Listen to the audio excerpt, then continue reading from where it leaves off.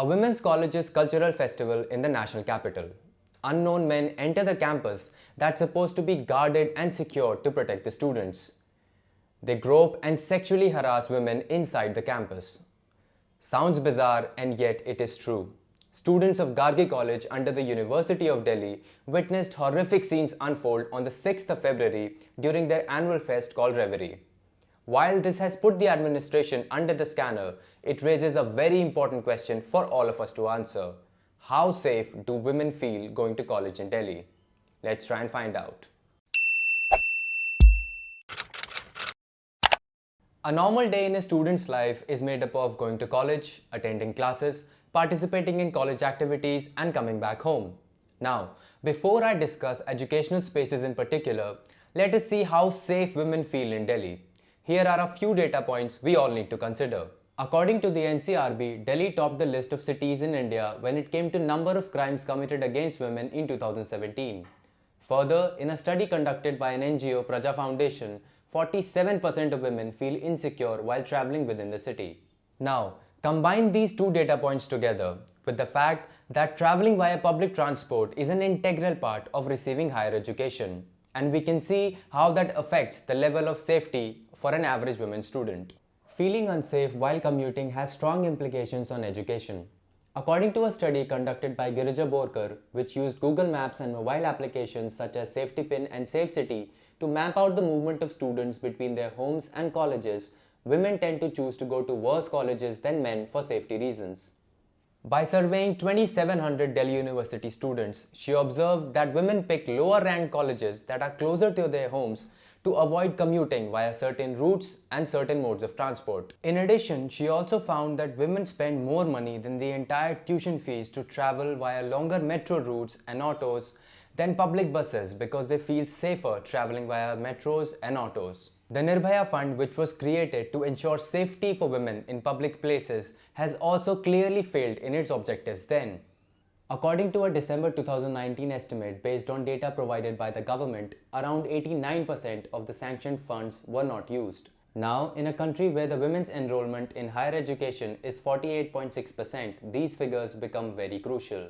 Moving on to the next stage in a student's day, moving around campus.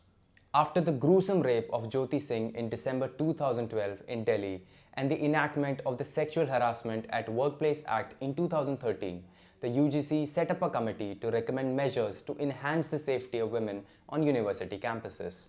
As a result, the Saksham report was created in 2013.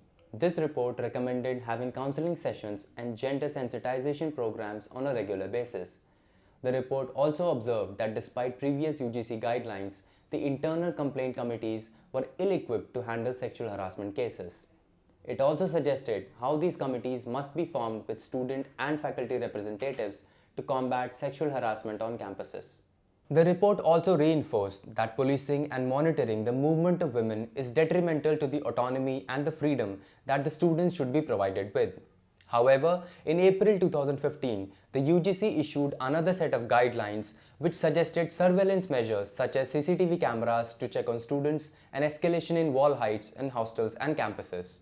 This constant idea of protecting women and working in their best interest is infantilizing in nature, and it goes completely against the notion of empowerment through higher education, highlighting a larger institutional issue with how we see women students. Also, cases where women have faced harassment and objectification on campus arise time and again. The clean chit given to Atul Johri, a professor at JNU who was accused by at least 9 women in an internal complaints committee appeal, continues to be a matter of debate. The problem is also not just limited to Delhi. In Kerala, an assistant professor, Johar Munavvi, was accused of objectifying women and moral policing them on their dressing when he said that women students dress in a way so as to reveal part of their breasts like a slice of watermelon. The use of such language is disturbing to any individual, but these are just a couple of examples. The list goes much longer. Such instances pose a big threat to women's safety and freedom in our colleges. It poses a big challenge to the inclusive environment of equal opportunity we wish to create in our country. The numerous controversies surrounding the complaint committees across various colleges in Delhi and the lack of proper implementation of these bodies is another issue to be tackled. when the people who are supposed to help you out are the ones telling you what to wear, where to go and not, it becomes a really complicated problem. The mental trauma and the constant looking over one's shoulder are just a few aspects of the consequences of these incidents. They can have a much more drastic and long-term implications too. Coming back to the Gargi College incident, a student alleged that the principal Pramila Kumar said, "If you feel unsafe, don't come to these fests," in a personal interaction. There is also news of a similar incident that had taken place last year during the same event. The Delhi District Court has sent the 10 arrested for the incident to 14 days of judicial custody. At the same time, the college administration announced elections for students' representatives in the Internal Complaints Committee on February 28, which is a positive step in the right direction. However, with all these instances and factors, it is hard to say that we have developed an overall safe and secure educational experience for the women students of our country. If women of our country don't feel safe getting an education, we cannot expect an equal society to flourish. Let us know what you think about the Gargi College incident and how safe women students are in Delhi.